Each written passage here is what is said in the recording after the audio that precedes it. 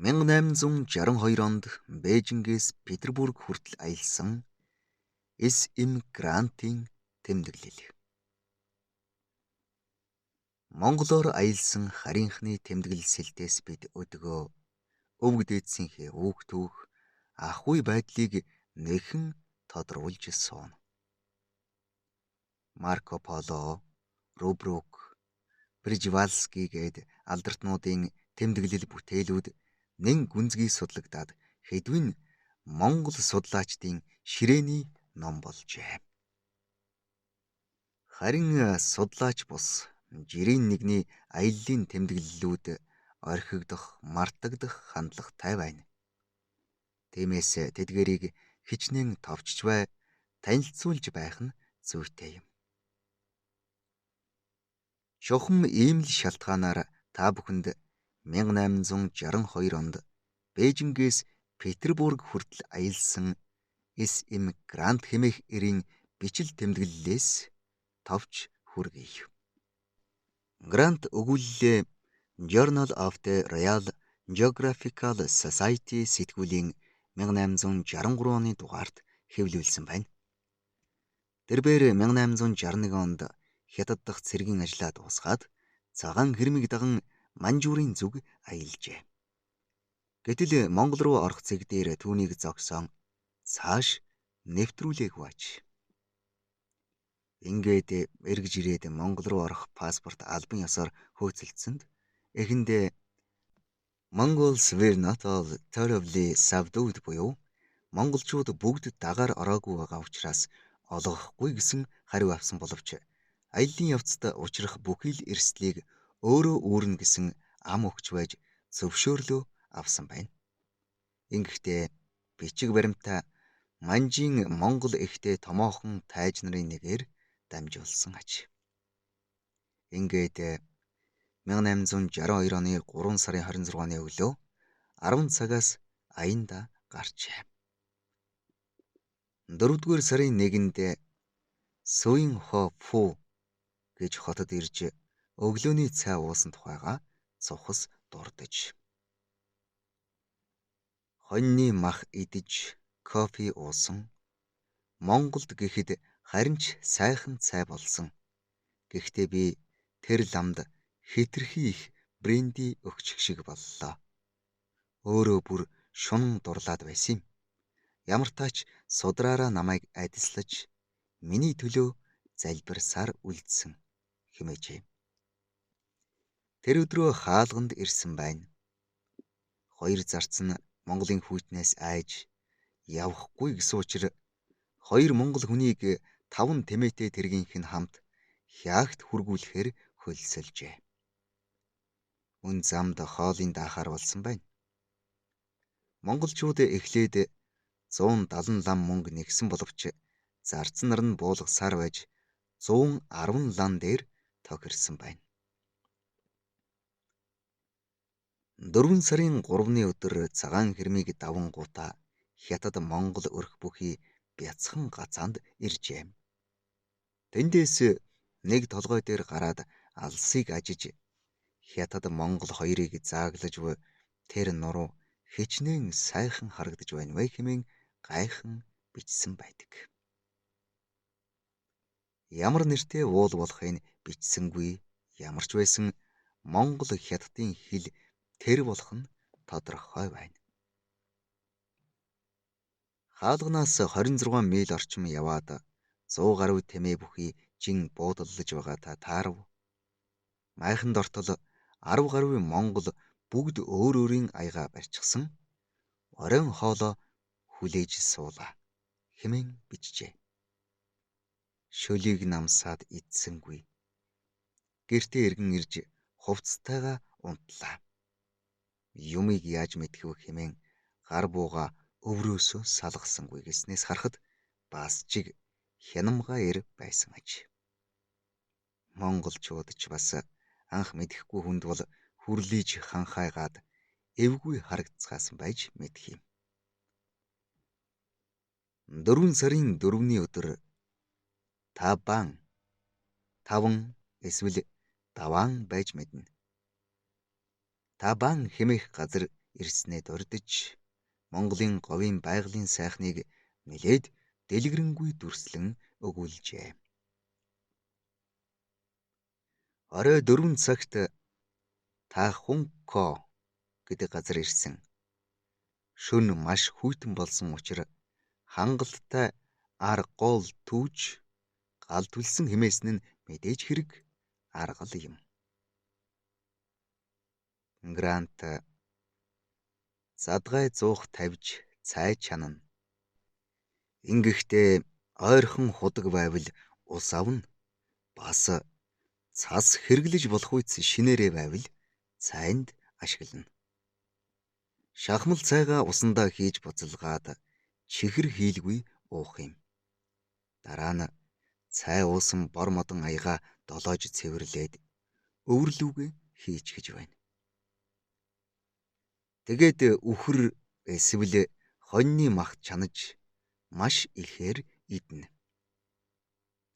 Мөн шөлөнд нь шар будаа хаян хоол болгох түүнийгээ идэхээр өнөөх бор аяга ахин гаргаж ирнэ. Эцэст нь гаансаа солилцсон татна.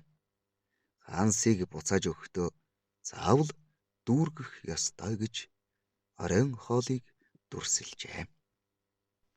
Танихгүй хүн гэрт орж ирвэл Миндо ина хэмээн мэдлэн гэсэн нь мэнд байна уу гэсэн үг болох нь тодорхой.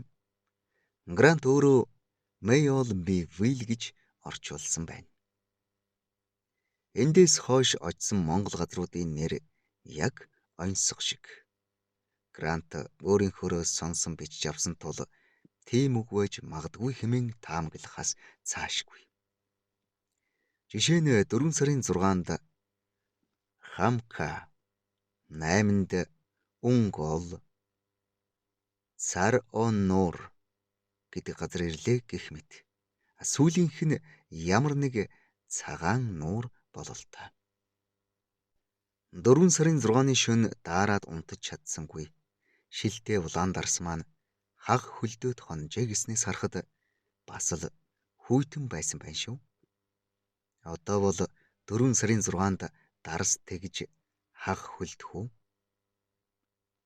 За тэгээд цааш нь Цанкал Оникат Боре Хототер Бяшонт Ширай гэсэн газруудаар өнгөрч байна. Магадгүй байшинт ширээ юм болов. Мөн нэг сүмд очсон. Шавар байшинд шүтэнэ залсан.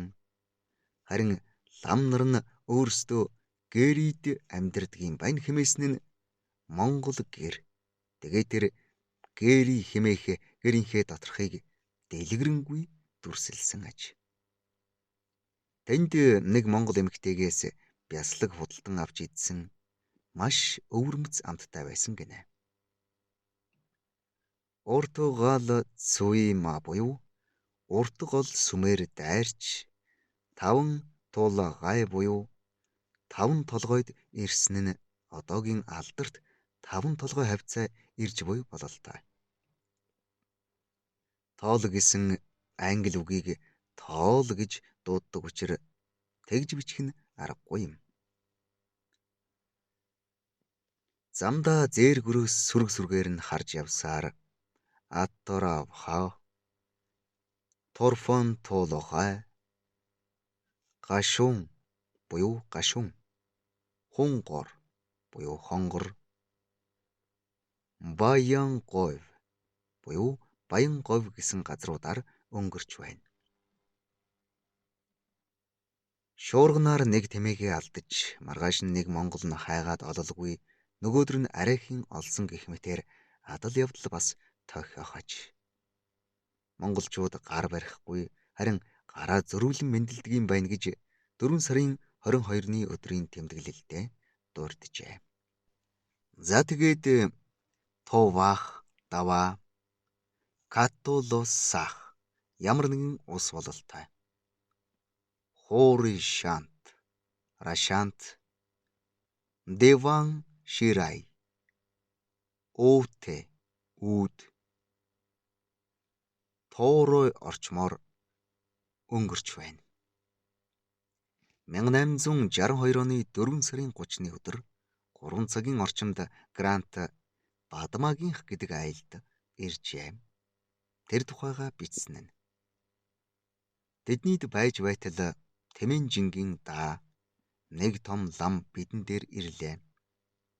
Хавийн монголчууд бүгд морь тэмээнээсээ буун бараг газарт толгойгоо хүргэн мөргөж байна.